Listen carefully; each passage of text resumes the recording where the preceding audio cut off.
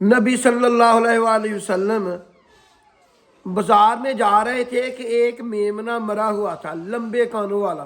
نبی صلی اللہ علیہ وآلہ وسلم نے اس کو کانوں سے پکڑ کر اٹھایا اور صحابہ سے پوچھا، بسم اللہ الرحمن الرحیم، لاکھوں کروڑوں درود و سلام نبی کریم صلی اللہ علیہ وآلہ وسلم پر۔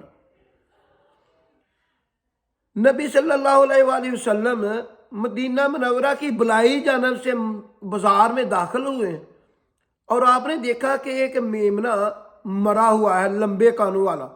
تو نبی صلی اللہ علیہ وآلہ وسلم نے اس کو کانوں سے پکڑ کر اٹھایا اور صحابہ سے پوچھا کہ صحابہ تم میں سے کون اس کو 1 درہم کے بدلے لینا پسند کرے گا، خریدنا پسند کرے گا؟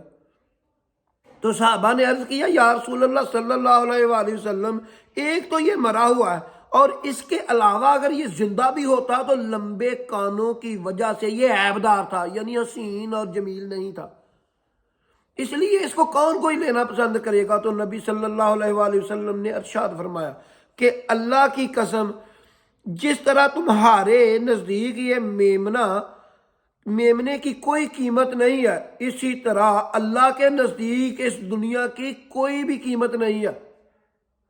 اور یہ مسلم شریف کی حدیث ہے۔ اللہ تعالی ہمیں قرآن مجید اور حدیث پر عمل کرنے کی توفیق عطا فرمائے۔